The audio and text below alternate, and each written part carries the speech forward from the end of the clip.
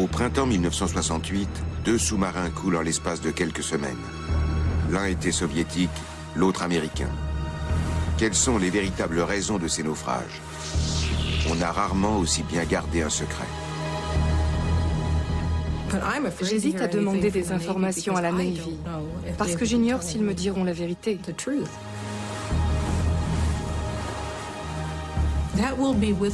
Le fait de ne pas savoir ce qui est arrivé me hantera jusqu'à la mort.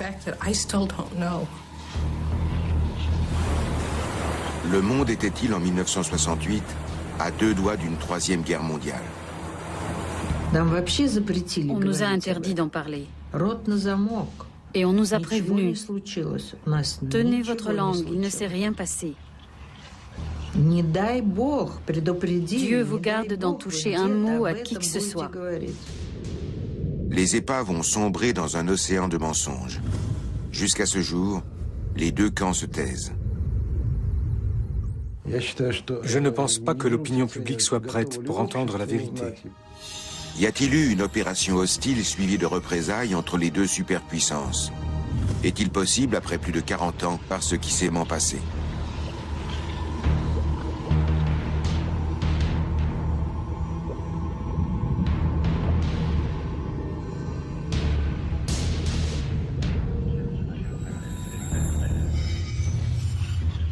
« 24 février 1968.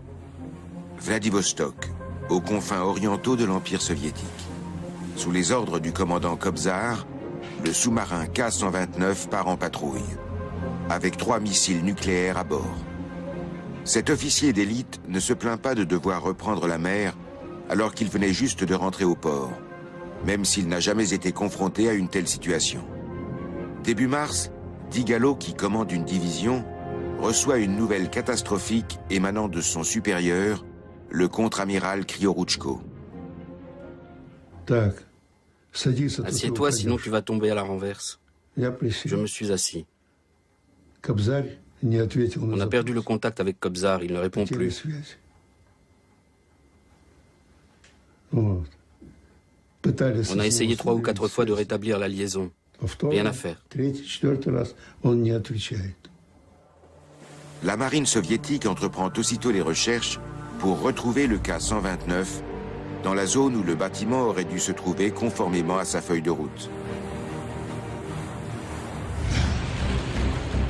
La fébrile activité des Russes ne passe pas inaperçue.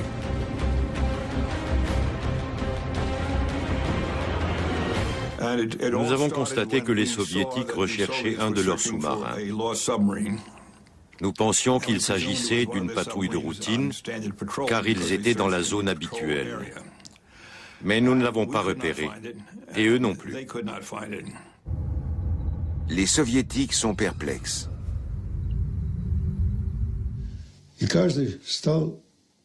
Avant de prendre une décision, j'ai écouté les rapports des techniciens.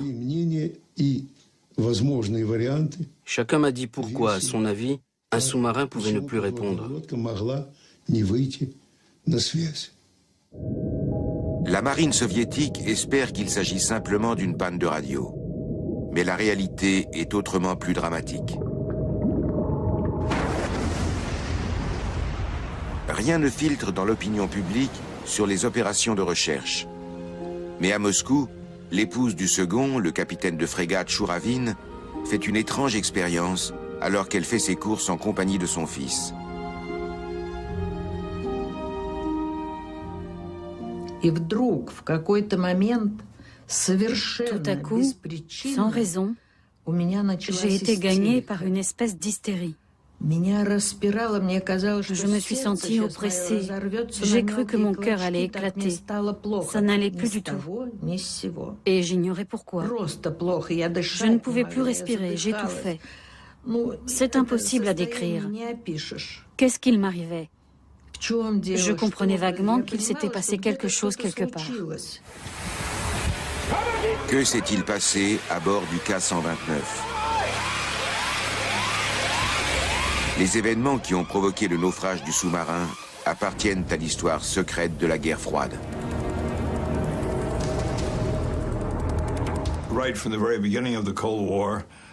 Dès le début de la guerre froide, il existait deux camps. L'un croyait que la guerre atomique était inévitable et que le plus tôt serait le mieux. Et l'autre croyait dans la stratégie de la dissuasion. John Craven appartient au second groupe. Depuis le milieu des années 50, il développe des missiles pour les sous-marins pour la US Navy. La flotte sous-marine des États-Unis connaît une progression fulgurante. John Craven est l'un des personnages clés de cette évolution. On m'a propulsé du jour au lendemain directeur de recherche. J'ai demandé ce que cela signifiait. On m'a dit, il faut que tu découvres comment les soviétiques réagissent, si nos opérations de dissuasion les impressionnent ou non. Alors j'ai dit, si c'est ça, il faut que je puisse avoir accès à des informations secrètes. Et on m'a répondu, bon, d'accord, tu l'auras. L'ingénieur John Craven est bientôt au courant de tout ce qui a trait aux armes nucléaires.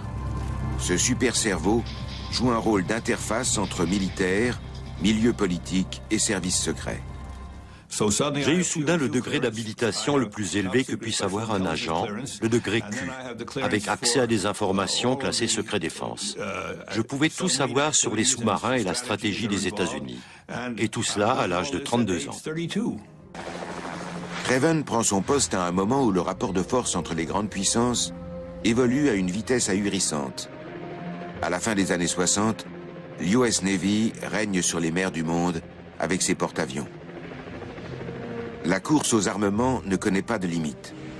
L'URSS veut devenir une puissance maritime au même titre que les États-Unis. Les Soviétiques construisent alors des centaines de sous-marins. Les relations entre la Russie et la Chine se détériorent considérablement. Pékin reproche à Moscou d'avoir capitulé devant les États-Unis lors de la crise de Cuba. L'hostilité entre les deux puissances communistes grandit de jour en jour. Et le fait de combattre tous les deux l'Amérique capitaliste ne suffit plus à surmonter leurs divergences. Et depuis 1964, Mao possède la bombe atomique. La flotte soviétique dispose à cette époque d'environ 500 sous-marins. Les Russes ne maîtrisant pas la propulsion atomique, la plupart d'entre eux sont encore propulsés avec des moteurs diesel ou électriques, comme durant la Seconde Guerre mondiale. Les sous-marins américains sont en revanche ultramodernes, et leurs équipages constituent l'élite de l'US Navy. Ken Sewell est ingénieur nucléaire à bord du sous-marin espion USS Parche. Aucun bâtiment n'a reçu autant de distinctions, la plupart étant d'ailleurs secrètes. Et Sewell met au point des bateaux spéciaux avec Craven. Nos sous-mariniers étaient à l'époque technologiquement supérieurs aux Russes. Nos sous-marins, nos sonars et nos équipages étaient tout simplement meilleurs. Il ne fait aucun doute qu'en cas de guerre, nous n'aurions fait qu'une bouchée des Russes. Les sous-marins américains se voient souvent confier des missions d'espionnage.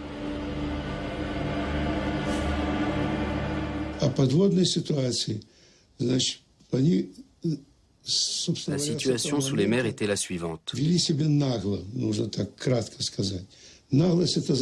En fait, les Américains faisaient preuve d'un sacré culot. Leurs sous-marins atomiques s'approchaient de nos côtes et s'introduisaient dans les zones où les nôtres faisaient des tests. Et ça, même si c'était dans nos eaux territoriales. Mais les Soviétiques sont loin d'imaginer l'ampleur de la supériorité technologique des Américains. Sous la houlette de John Craven, une unité d'élite développe toute une flotte de sous-marins spéciaux. Ils devront récupérer tout matériel ayant sombré au fond des mers. Avions, têtes nucléaires provenant d'essais de missiles, dispositifs de cryptage, manuels de codage. Ils explorent les épaves, partout, à n'importe quelle profondeur. Les Américains mettent l'océan sur écoute. Aux quatre coins du monde, ils truffent les fonds sous-marins d'hydrophones, des micros reliés entre eux. Le système SOSUS, Sound Surveillance System, doit opérer une surveillance totale des mers. Aucun navire, aucun sous-marin ne doit pouvoir croiser au large des côtes américaines sans avoir été repéré auparavant. John Craven dispose maintenant d'hommes grenouilles capables de plonger à plus de 500 mètres. Ils réussissent un coup digne des meilleurs agents secrets. Ils fixent des dispositifs d'écoute alimentés par une pile nucléaire sur un câble sous-marin. Les Soviétiques continuent de se servir de ce moyen de communication sans se douter de rien.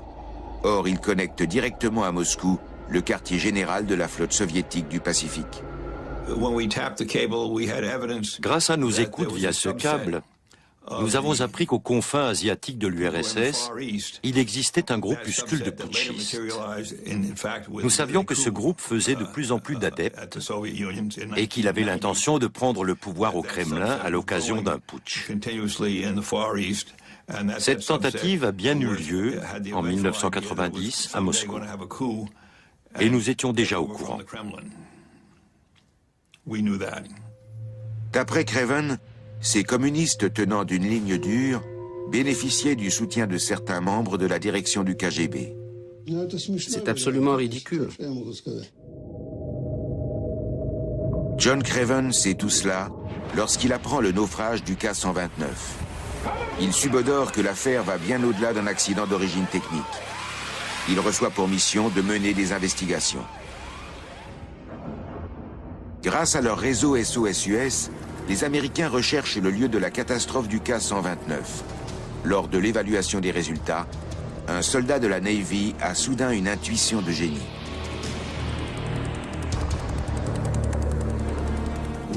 L'un des opérateurs du sonar m'a montré sur un relevé un point minuscule. Je lui ai dit, vous ne fumeriez pas de l'opium par hasard, parce que des points minuscules comme ça, il y en a partout. Pourquoi pensez-vous qu'il indique une présence humaine?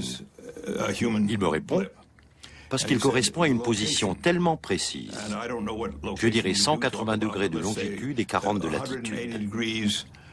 Le gars me dit ensuite que la nature ne produit pas de points géographiques avec des cotes aussi carrées. C'est forcément produit par des humains. La marine soviétique ne se doute toujours de rien. Elle continue à rechercher le K-129 bien loin du lieu de l'accident. Cela ne manque pas de mettre les dirigeants du Pentagone en alerte. Ça nous avait mis la puce à l'oreille. Pourquoi les Russes procédaient-ils à leur recherche à 700 km au nord? Quel aurait dû être le rayon d'action habituel d'un tel sous-marin lanceur de missiles? Pourquoi en était-il sorti? Pourquoi était-il au large d'Hawaï? C'est l'endroit où les Soviétiques sont en fait en train de chercher.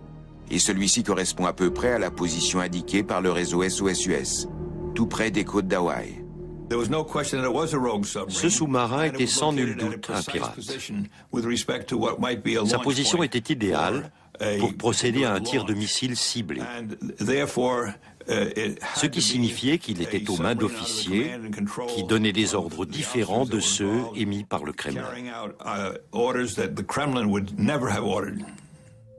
Le K-129 avait-il échappé au contrôle des dignitaires de Moscou?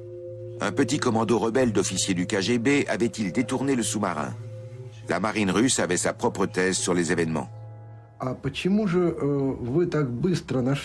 Pourquoi les Américains ont-ils trouvé le K-129 aussi rapidement? Ils ne pouvaient pas connaître sa position avec autant de précision. Donc il ne reste qu'une version possible. Les Américains l'avaient pris en chasse. Et comme ils étaient trop près, il y a eu collision, imprévue bien sûr, entre les deux sous-marins.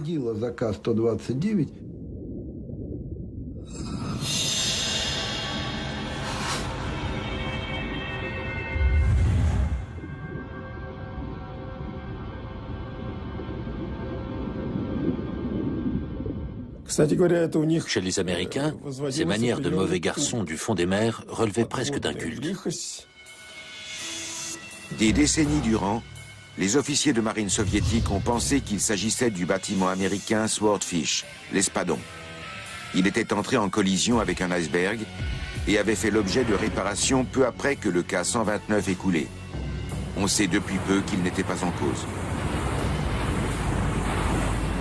Les Russes s'en tiennent néanmoins à leur thèse de la collision. C'est un ami, maintenant décédé, qui m'a confirmé qu'un sous-marin américain était en cause. Cet ami, Peter Urthausen, était capitaine de vaisseau. Les Américains savent garder un secret. Néanmoins, il m'a confié que c'était bien une collision, en ajoutant « Je ne te dirai jamais de quel submersible il s'agissait, mais ce n'était pas le Swordfish. » Jusqu'à ce jour, les Soviétiques sont convaincus que l'US Navy était plus ou moins responsable de cette catastrophe. Et en mai 1968, ils ont cherché à se venger. 1968, c'est aussi l'année où le premier maître, Vernon Foley, embarque à bord du sous-marin nucléaire Scorpion pour une mission secrète. Bien que fraîchement marié, il s'est porté volontaire pour servir dans le corps des sous-mariniers. Son frère et moi-même l'avons encouragé à aller dans la marine et les sous-marins. Nous pensions qu'il serait ainsi plus en sécurité. Car il faut alors éviter de partir au Vietnam. Mais la femme de Vernon ignore la nature des missions du Scorpion. Aux États-Unis, un nombre très restreint de personnes sont dans la confidence. Il s'agissait d'opérations de reconnaissance top secrètes répondant au nom de code de Holy Stone, pierre sacrée. Si nous avions découvert un sous-marin inconnu dans le Potomac près de Washington, les Russes l'auraient chèrement payé. Comme de nombreux sous-marins, le Scorpion a une mission essentielle, faire de l'espionnage, avec des opérations plus que périlleuses et des risques de débordement en pleine guerre froide.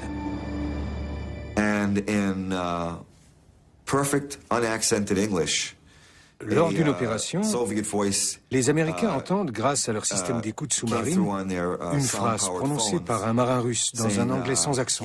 Quelque chose du genre « Foutez vite le camp d'ici ». Et ils se sont éloignés vite fait. Certains membres de l'équipage du Scorpion ont raconté qu'ils avaient à cette occasion réussi à semer une torpille.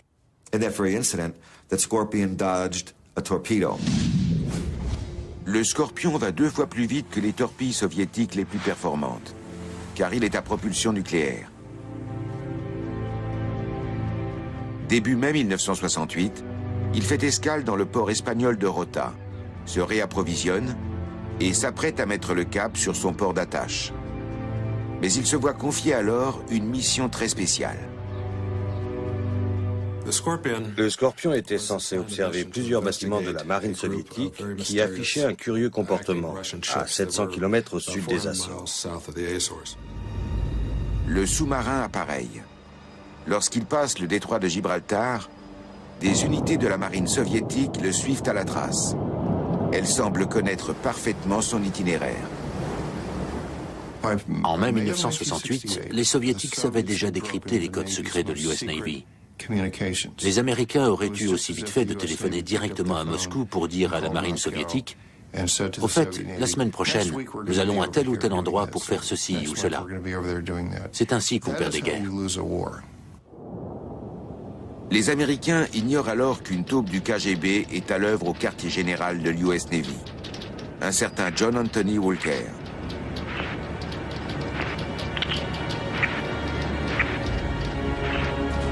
Il travaille aux centrales de télécommunications de la marine, qui est en contact avec l'ensemble des unités en mer. Walker a accès aux codes secrets et les vend au KGB. Les Soviétiques connaissent désormais chaque mission dont est investi le Scorpion.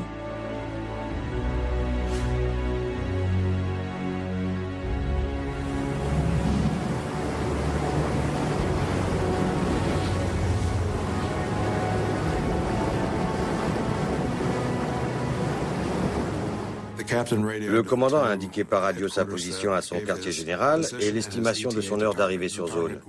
La cible était cette formation navale russe au sud des Açores. Les Soviétiques connaissaient la position du Scorpion, sa route et le temps qu'il lui faudrait. Avec les données dont ils disposaient, faire les calculs était un jeu d'enfant. L'US Navy a jusqu'à présent gardé le secret. Mais par le biais d'Internet, des vétérans livrent un nombre croissant d'indices tout en conservant l'anonymat. Des témoignages oculaires se manifestent tout à coup. J'ai parlé à 2 hommes qui étaient à bord d'un sous-marin à 2 autres à bord d'un destroyer, ainsi qu'à un officier embarqué sur un avion de reconnaissance des forces canadiennes. Indépendamment les uns des autres, tous ont dit la même chose, que le Scorpion avait annoncé à son quartier général du Norfolk qu'il était poursuivi par la marine soviétique et qu'il n'arrivait pas à l'assommer. Quelques heures plus tard, le Scorpion avait disparu. Officiellement, la traque du Scorpion n'a jamais eu lieu. Les documents qui pourraient révéler la vérité sont toujours classés secret défense et inaccessibles.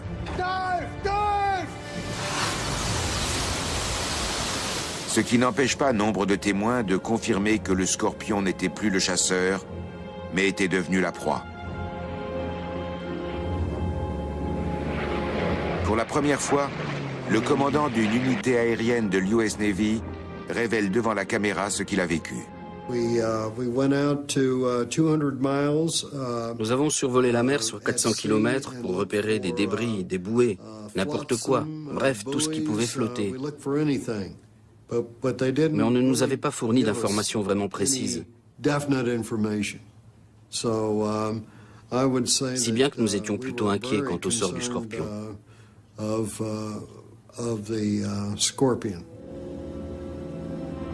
Les avions américains opèrent au départ de la base de Lajes, aux Açores. Ils larguent dans la mer des bouées sonars. Lors d'un de ces vols de reconnaissance, ils font une découverte sensationnelle.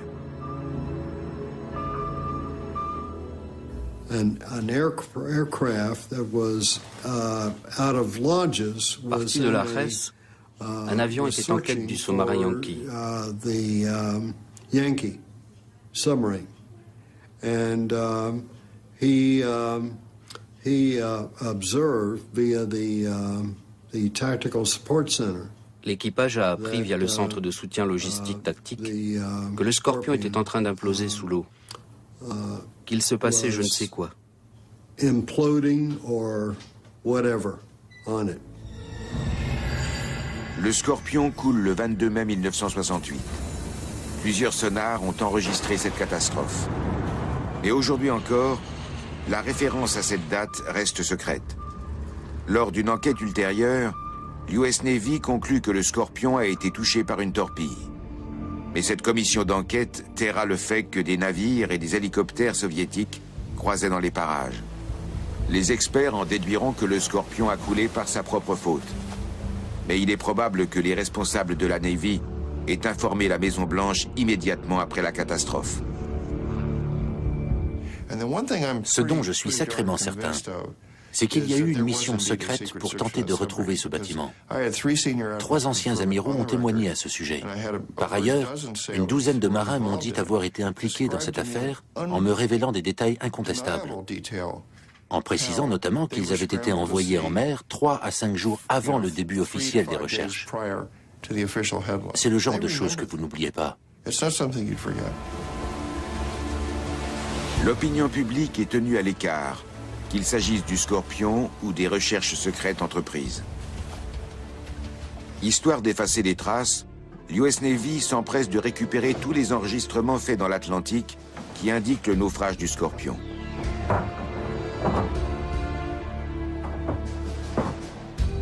Même les proches des marins ne sont pas informés de cette catastrophe. Les responsables leur annoncent que le Scorpion accostera à la jetée 21 du port de Norfolk, près de Washington. Je voulais que tout soit parfait pour son retour. J'avais fait un gâteau et acheté du jambon car il adorait ça. J'avais tout préparé sur une assiette.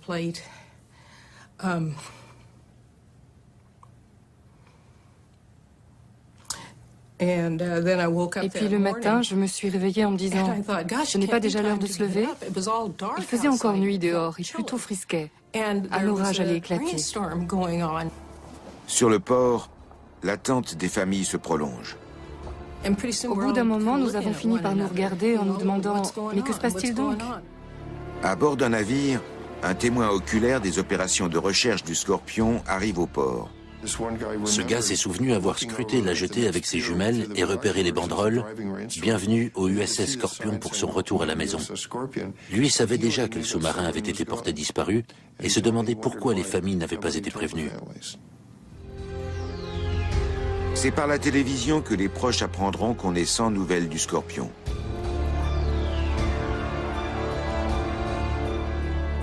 Sous le regard des médias, la plus grande opération de recherche jamais entreprise par l'US Navy est alors lancée officiellement.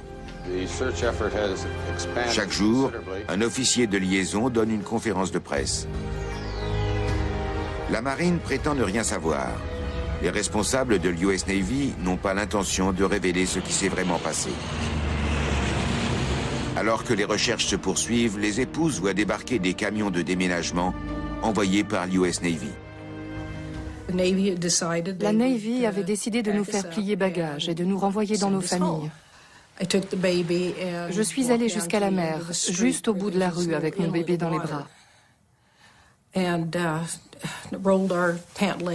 J'ai relevé le bas de mon pantalon et j'ai avancé jusqu'aux genoux. J'ai fait des vaguelettes dans l'eau avec la main de mon bébé. Je crois que c'était le seul moyen pour nous deux de communiquer avec son père, qu'il soit vivant ou mort entre-temps. Lorsque nous sommes rentrés, les déménageurs étaient déjà là. Ils avaient commencé à emballer nos affaires. Ensuite, ils les portaient au camion. À la fin, ils ont même chargé notre petite voiture à l'arrière du camion, puis ils sont partis. Soudain, la nouvelle de la disparition du Scorpion est reléguée au second plan. Bob Kennedy vient d'être assassiné. Le Scorpion ne passionne plus l'opinion publique.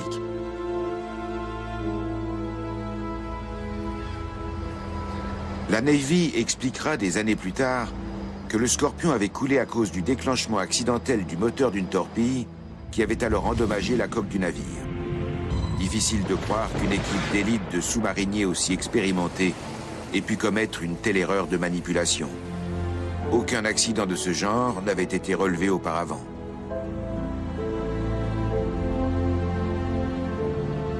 Serait-ce donc quand même la marine soviétique qui aurait envoyé le Scorpion par le fond pour venger la disparition du Ka-129 russe, survenu quelques mois plus tôt?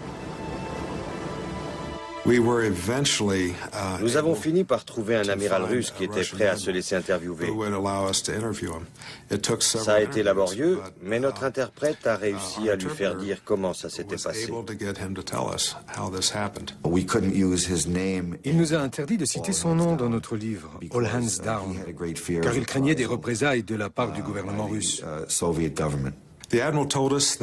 L'amiral nous a expliqué qu'ils avaient envoyé un hélicoptère pour intercepter le Scorpion. Il a largué des bouées sonars et attendu. Lorsque le bâtiment s'est approché, l'hélicoptère a émis des signaux sonars. Le commandant américain était censé surveiller les activités inhabituelles des soviétiques. Il faut dire qu'un hélicoptère soviétique qui émet des signaux sonars au beau milieu de l'Atlantique, cela a de quoi surprendre. L'hélicoptère a aussitôt survolé le Scorpion et a tiré une torpille. Le sous-marin a essayé de plonger, mais il a été touché. Une attaque surprise qui n'avait pas permis au Scorpion de réagir. L'hélicoptère avait décollé avec 2 torpilles. Il s'est ensuite posé avec une seule torpille sur un autre destroyer que celui dont il était parti. Sur le second destroyer, on ne savait pas combien il y avait de torpilles au départ. Et le tour était joué. 5 ou 6 personnes seulement ont dû être au courant de l'opération. Que disent aujourd'hui les anciens sous-mariniers soviétiques à ce propos? Ce sont des rumeurs répandues par des gens incultes et montées en épingle par des journalistes. Tout le monde en rajoute. Soi-disant qu'il y aurait eu un accord tacite, puisqu'ils avaient coulé un de nos sous-marins, nous aurions coulé un des leurs, etc., etc. Le Scorpion s'est coulé lui-même parce que c'est un vrai Scorpion. Il a tiré une torpille qu'il a pris pour cible. C'est la version des Américains, en tout cas. Une équipe de recherche dirigée par John Craven aura besoin de 5 mois pour repérer le Scorpion à 3500 mètres de profondeur au fond de l'océan. Très peu d'images de l'épave seront publiées. Ces prises de vue inédites prouvent qu'avant de sombrer, le Scorpion était très proche de la surface. Le périscope était déployé. La coque présente une avarie qui pourrait correspondre à un impact venu de l'extérieur. Mais le gouvernement américain continue de s'en tenir à la version officielle d'origine. Le Scorpion a été victime d'un accident. Comment l'opinion publique américaine aurait-elle réagi si ses dirigeants avaient dit la vérité? S'ils avaient parlé non pas d'un obscur incident technique, mais d'une attaque soviétique. On peut avoir la quasi-certitude qu'en taisant le naufrage du Scorpion, le danger d'une confrontation avec les Soviétiques a pu être évité. Je pense qu'à l'époque, ce fut une décision dictée par la prudence et la sagesse. 40 ans plus tard, il est permis d'évoquer l'affaire en d'autres termes. Washington réclame aujourd'hui des explications à l'US Navy. On veut savoir pourquoi le Scorpion et le K-129 ont coulé. John Craven doit contribuer à révéler la vérité. Il vient de mettre la dernière main à un projet top secret qui a consisté à transformer un sous-marin obsolète équipé de bombes à ailettes en un navire espion moderne. Le Halibut peut maintenant examiner les fonds marins grâce à des robots photographes téléguidés. Nous avons envoyé le Halibut sur le site du K-129 et c'était très impressionnant de voir la qualité des clichés. Ils étaient excellents, dignes d'Hollywood. Nous avons pu voir précisément les dommages causés au bâtiment. Cette fois, Craven n'aura besoin que de 3 semaines pour repérer l'épave, au lieu de 5 mois pour le Scorpion. Cela prouve que le lieu où avait sombré le K-129 était bien identifié au préalable. 20 000 photos et des centaines d'heures de films ont été réalisées. Ces prises de vue sont toujours classées secret défense. Quelles preuves seraient-elles susceptibles d'apporter? Une fois les clichés en main, il n'a pas été difficile de comprendre que le commandement de ce sous-marin n'était plus assuré dans les règles. Les avaries prouvaient qu'une tête de missile avait explosé.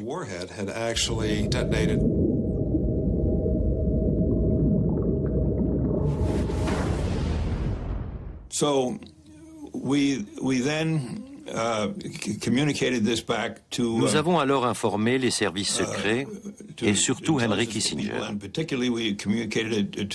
Ce dernier savait désormais que le K-129 était un sous-marin putschiste. Bien que nous n'ayons pas découvert ses intentions, nous devinions qu'elles devaient être plutôt mauvaises. Quiconque est capable de semer le doute et l'incertitude dans l'esprit de son ennemi marque clairement des points au plan stratégique. C'est ce que martelait depuis des années Henry Kissinger, le ministre des Affaires étrangères américain. Il sait désormais que le K-129 avait de toute évidence des intentions hostiles. Les États-Unis se sont dotés en 1968 de satellites d'alerte et de détection précoce qui enregistrent la mise à feu de missiles. Un satellite indique qu'un tir a eu lieu depuis la position relevée pour le K-129. Il semblerait que le sous-marin ait voulu tirer un missile et coulé, bien loin de l'endroit où les Soviétiques ont entrepris leurs recherches, mais à seulement 700 km d'Hawaï. Le hasard veut que quelques jours plus tard, un bateau laboratoire de l'université d'Hawaï analyse la qualité de l'eau à proximité du lieu de l'explosion. L'équipage du Terry II découvre une immense nappe de pétrole. Ils ont fait des prélèvements de cette nappe de pétrole et elle était hautement radioactive. Le navire a reçu l'ordre de rallier immédiatement au Honolulu où des agents du gouvernement l'attendaient. Ils ont confisqué les livres de bord et tous les documents existants. Puis ils ont arrêté les membres de l'équipage qui ont subi un débriefing. J'ai retrouvé certains de ces hommes d'équipage. La plupart d'entre eux étaient terrifiés et ont refusé de me parler. Ils avaient peur d'aller en prison et m'ont demandé de les laisser tranquilles. Certains chercheurs ont été plus coopératifs. L'analyse du pétrole avait révélé qu'il s'agissait du carburant d'un sous-marin soviétique et que l'uranium provenait d'une tête nucléaire. Il s'est vraisemblablement produit à bord du K-129 un accident d'allumage intempestif sur la charge nucléaire d'un missile. Si les ogives d'uranium hautement enrichi sont allumées l'une après l'autre avec une synchronisation parfaite, cela provoque une réaction en chaîne avec effet destructeur. Si l'allumage n'est pas homogène, l'ogive éclate sans qu'il y ait explosion nucléaire. Au lieu qu'il y ait compression de l'ensemble, il y avait eu allumage sur un seul segment et cette explosion avait détruit la tête nucléaire. C'était typique du système de sécurité qu'il y avait sur les armes atomiques soviétiques. Ce système s'était bien déclenché, mais il avait provoqué la destruction du missile et du sous-marin. Autrement dit, les hommes à bord avaient essayé de lancer un missile, mais s'étaient embrouillés dans les codes. Le gouvernement des États-Unis est mis au courant des informations terrifiantes ramenées par la mission du Halibut. Le président Nixon s'entretient ensuite avec Leonid Brejnev. Je vais me lancer dans des spéculations quant à la teneur de leur conversation, mais il n'est pas impossible que je sois dans le vrai. Voilà ce que ça pourrait donner. Nixon, Monsieur Brejnev, nous savons où se trouve votre sous-marin. Brejnev, bien, dites-le-moi. Nixon, il faut d'abord me présenter des excuses. Brejnev, mais des excuses pourquoi? C'est seulement là que Brejnev apprend que le bâtiment perdu ne répondait plus aux ordres du Kremlin. Il ignore que son sous-marin a dévié de plusieurs centaines de kilomètres par rapport à son itinéraire prévu. Il vient d'apprendre à l'instant qu'il était aux mains des putschistes. Alors Brejnev, je ne manquerai pas de vous en reparler. Mais Brejnev ne sait pas que Washington suit le déroulement des opérations grâce au réseau d'écoute via le câble sous-marin. Le Kremlin essaie de savoir si le K-129 a vraiment été détourné par des putschistes. Lorsque nous nous sommes branchés, les conversations allaient bon train entre la flotte du Pacifique et M. Brejnev. Ce dernier n'était pas bien sûr en première ligne. Quelqu'un d'autre enquêtait à sa place pour découvrir ce qui s'était passé. Puis les Russes nous ont recontactés en disant que c'était du bluff de notre part, que le K-129 était un sous-marin inoffensif qui avait été victime d'un accident. Là-dessus, Kissinger, non, je crois que c'était Packard, le vice-ministre de la Défense, lui a dit « Monsieur Brejnev, je vous informe que nous allons construire un grand navire pour renflouer votre sous-marin. Nous montrerons ensuite au monde ce qu'il se préparait à faire. » Les Américains mettent peu après en chantier la fabrication du Glomar Explorer. Les Soviétiques considèrent que cette nouvelle reste un bluff. Leurs experts affirment qu'il est impossible de récupérer un sous-marin par 5000 mètres de fond. C'est une entreprise digne de James Bond. La CIA recrute un homme de paille. Il s'agit de l'excentrique Howard Hughes, milliardaire, pionnier de l'aviation et metteur en scène. Hughes doit faire comme si le Glomar Explorer était prévu pour extraire du manganèse des fonds marins. En échange, le fisc sera très gentil avec lui. Hughes, qui lui doit de l'argent, accepte le marché. Les médias mordent à l'hameçon et sont enthousiastes. Il faut recruter avec 1000 précautions l'équipage du Glomar Explorer. Ces hommes doivent être fiables et muets comme une tombe. Ed Smith était l'un d'entre eux. Un ami à moi est venu me demander si j'avais envie de m'engager dans cette entreprise. Il était alors simplement question d'exploitation minière sous-marine, n'est-ce pas? La CIA recrute des spécialistes des techniques de forage profond. Certains viennent de l'industrie pétrolière. D'autres ont travaillé dans la zone réservée aux essais atomiques du Nevada et s'y connaissent en radioactivité. À Redwood City, près de San Francisco, la CIA reconstitue avec précision le K-129 avec son aménagement intérieur. L'équipe chargée du renflouement de l'épave s'entraîne sur ce modèle pour apprendre à le découper. Ed Smith réalise les risques qu'il encourt. On te passe la combinaison, ils font le test de la fumée pour voir si elle est bien étanche. Ensuite, tu dois te rendre en un laps de temps précis d'un point A à un point B et revenir. Et dans cette maquette, ils ont introduit du gaz pour que tu sois conscient de l'omniprésence de la radioactivité partout à l'intérieur de l'épave. En quoi celle-ci a-t-elle un intérêt? Version de la CIA, les têtes nucléaires et les dispositifs de codage. Beaucoup de gens croient encore qu'il y aurait eu dans ce sous-marin des éléments que nous voulions absolument récupérer. Des listes de codes, par exemple, mais ce n'était pas du tout ça. La CIA avait déjà tout récupéré depuis longtemps. La marine dispose d'une flotte spécialisée, le Craven Submarine Development Group 1. Elle est capable de remonter des épaves d'avions, de percer des trous dans des bateaux qui ont coulé de retrouver des manuels de code et des têtes nucléaires égarées. Pour les profondeurs plus importantes, jusqu'à 11 000 mètres, c'est le Trieste II qui effectue les missions. On peut l'équiper d'un grappin. Et c'est précisément ce bâtiment qui plonge dès 1971 pour repérer le K-129, ainsi que le mentionne le journal de bord. La position indiquée correspond à celle où a été découverte la nappe de pétrole au large d'Hawaï.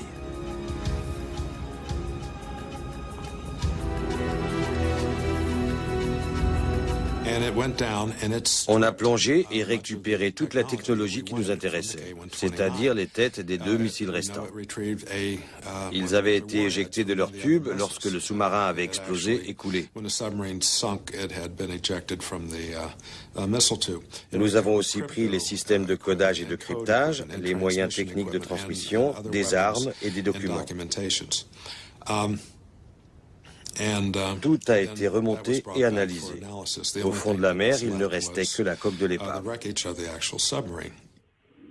Quelle avait donc été la véritable raison de renflouer le K-129? Nous voulions comprendre quelles avaient été les intentions de l'équipage et en informer l'opinion publique américaine et mondiale si nécessaire. Le sous-marin devient un instrument de la diplomatie américaine. En 1972, Nixon se rend en Chine, où c'est la première visite officielle d'un président américain de toute l'histoire. Un tournant extraordinaire qui va changer la face du monde, ainsi que le souligne Nixon. La date de cette visite n'a pas été choisie au hasard, car la Chine et l'Union soviétique sont maintenant ennemis. Dès 1969, des combats ont fait des morts sur les rives du fleuve Amour qui sépare les deux États. Lors de ce voyage en Chine, Nixon met-il à profit les informations secrètes qu'il détient à propos du lancement de missiles ratés depuis le K-129? Ken Sewell développe une théorie hallucinante. Il affirme que le K-129 opérait pour ainsi dire sous un autre pavillon. Les putschistes auraient essayé de se faire passer pour un équipage chinois. À la même époque, la Chine possédait un sous-marin de même type et venait d'effectuer avec succès ses premiers tirs de missiles nucléaires. Le naufrage du sous-marin avait eu lieu à environ 800 km au nord-ouest de Pearl Harbor. Or, c'était le rayon d'action d'un missile nucléaire chinois lancé depuis un sous-marin chinois de classe Golf. Un indice supplémentaire. L'uranium de la tête nucléaire russe provient de Chine. En 1968, un sous-marin chinois devait encore tirer ses missiles nucléaires depuis une position très précise. Par exemple, celle où le K-129 a coulé. Pour la mise à feu, les Chinois devaient faire surface, contrairement aux Russes. Un lancement de missiles en surface génère une énorme boule de feu. Nous étions capables de distinguer un départ en surface d'un départ sous l'eau. Dans ce cas précis, tout semblait faire peser les soupçons sur un bâtiment chinois. Confronté au chaos de la révolution culturelle chinoise, le monde aurait cru les Chinois fanatiques assez fous pour attaquer Pearl Harbor. Nos services secrets ne couvraient pas la Chine. Nous ignorions qui avait le contrôle du bouton pouvant déclencher une attaque nucléaire. Les militaires chinois, les gardes rouges, le gouvernement. Voilà qui orientait une fois de plus les soupçons sur les Chinois. Sewell affirme que les putschistes du KGB ont mis à profit la situation politique mondiale pour prendre le contrôle du sous-marin.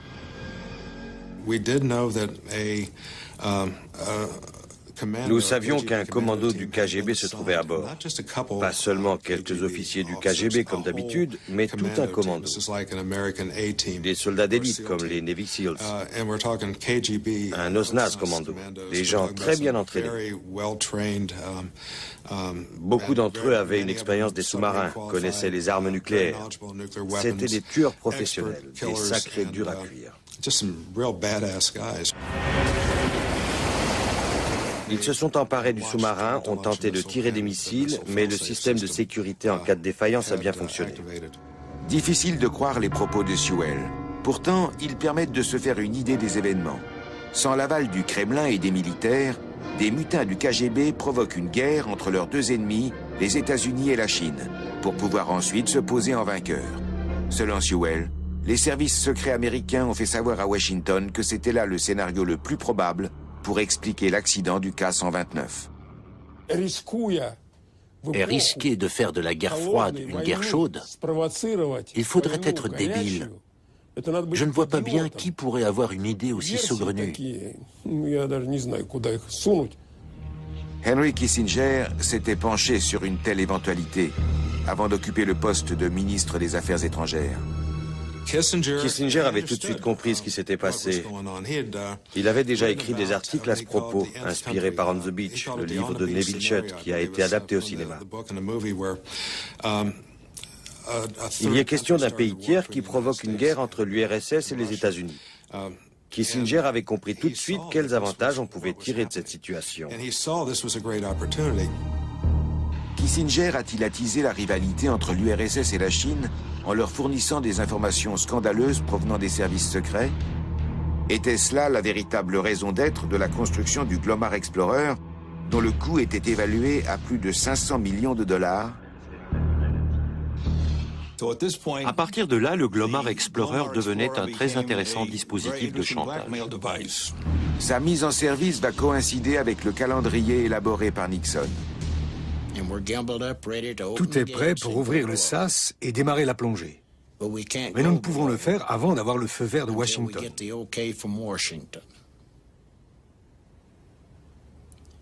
Pour l'instant, le président Nixon est en Russie. Lorsqu'il en repartira, ils nous le feront savoir par radio, et alors nous pourrons commencer à plonger.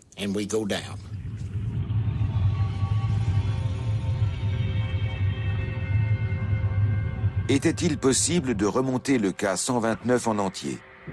Aujourd'hui encore, les versions divergent. Ed Smith s'en tient à la version de la CIA. Seule la proue a pu être remontée. Le reste de l'épave s'est brisé lorsqu'on l'a soulevée. Nous l'avons ressenti à bord du bateau. Il y avait soudain du poids en moins. Un grand silence s'est emparé de la cambuse et de la cantine. C'était inhabituel. Nous pensions que tout l'ensemble s'était détaché. L'opération se déroule sous les yeux des Soviétiques. Ils ne veulent toujours pas croire que les Américains vont réussir à renflouer leurs sous-marins.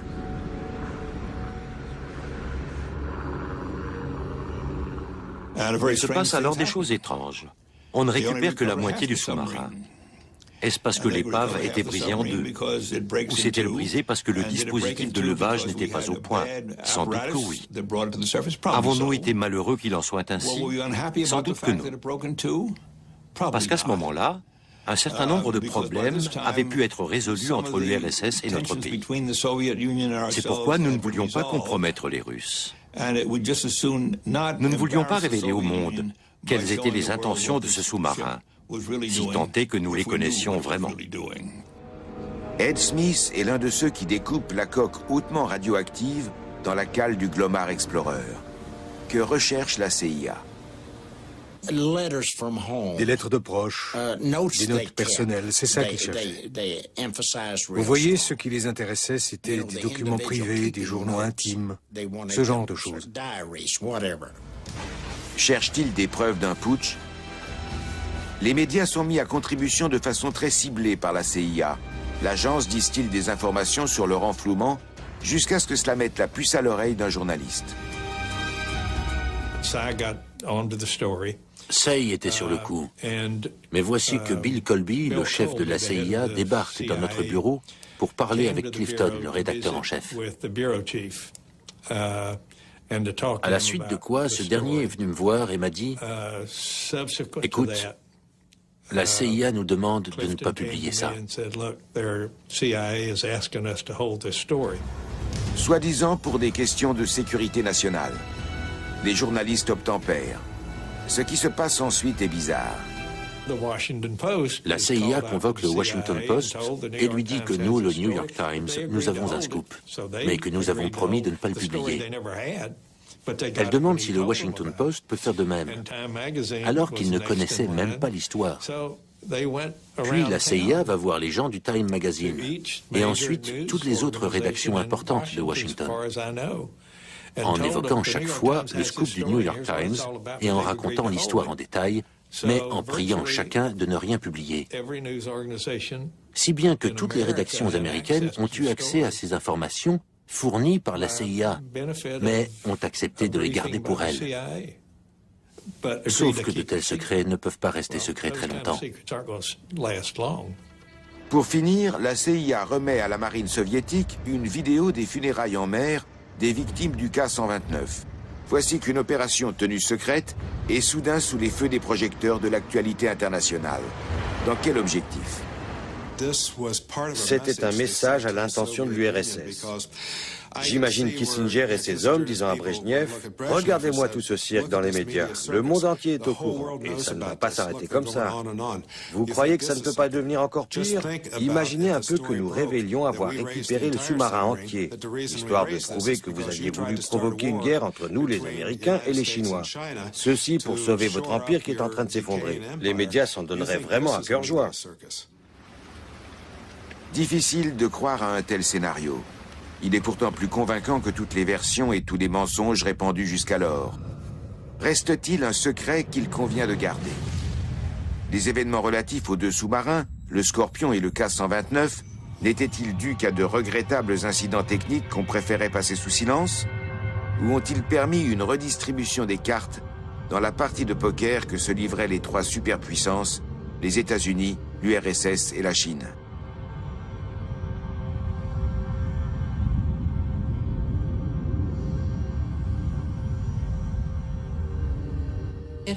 Il doit se cacher autre chose là-dessous. Ce n'était pas juste un accident mineur. Il y avait certainement un enjeu plus important qui pouvait avoir un impact sur toute notre planète.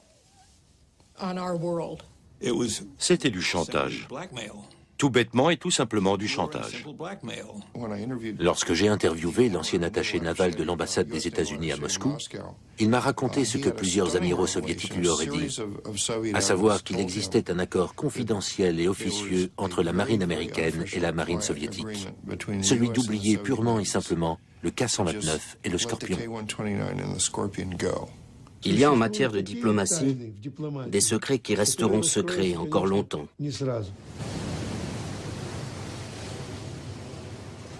Dans un instant, émission spéciale avec Christine Lagarde, ministre de l'économie, et son homologue allemand Wolfgang Schäuble.